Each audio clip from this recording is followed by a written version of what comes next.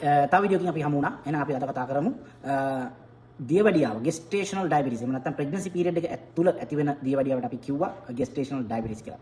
අපි හිතමු දියවැඩියාව period එක තුළ නෙමෙයි ඊට කලින් ඉඳලම දියවැඩියාව තියෙන කෙනෙක් වුණත් එයා pregnant වුණාට පස්සේ සාමාන්‍යයෙන් එයා කලින් ගන්නවා නම් oral tablets අපි කියලා කියනවා. ඒකට මේ පෙති පාවිච්චි කරනවා නම් සීනි පාලනය කරන්න. එයා pregnant වුණාට පස්සේ එයා insulin විතරක් පාවිච්චි කරනවා බොහෝ වෙලාවට. මොකද හේතුව තමයි මේ ඉන්සියුලින් පාවිච්චි කරාට පස්සේ බ්ලඩ් ෂුගර් කන්ට්‍රෝල් කරන්න මේ ඉන්සියුලින් කියන දේ ළමයාගේ ප්ලැසෙන්ටා කරහා ළමයාට යන්නේ නැහැ. හැබැයි පෙති පාවිච්චි කරොත් ඒ පෙති සමහර වෙලාවට ඇඟට ගිහිල්ලා ඉවරලා ඒ හරහා ඒ ප්ලැසෙන්ටා එක හරහා ට්‍රැවල් කරන්න පුළුවන් පෙති වල තියෙන කන්සන්ට්‍රේෂන් එක. ඒ නිසා තමයි ඉන්සියුලින් පාවිච්චි කරන්නේ.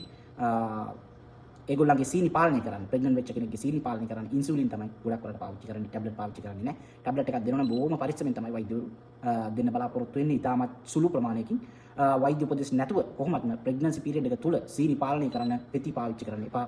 මේ පෙති පාවිච්චි කරාම ඒක බ්ලඩ් වලට ගිහිල්ලා ඒක යන්න පුළුවන් ළමයාට. නමුත් ඉන්සියුලින් පාවිච්චි කරොත් ඉන්සියුලින් මේ ප්ලැසෙන්ටා එක හරහා ගමන් කරන්නේ නැහැ ළමයාට. ඒ නිසා ළමයා ඒ පැත්තෙන් සේෆ් දියවැඩියාව තියෙද්දි පෙති පාවිච්චි කරන්නේ නැතුව ඉන්සියුලින් ගන්නවා නම් ප්‍රෙග්නන්සි පීරියඩ් එක තුල. එහෙනම් ඒත් එක්කම නැවත වීඩියෝ එක අපි නැවත හමු වෙමු. සුබ දවසක්. ජය වේවා.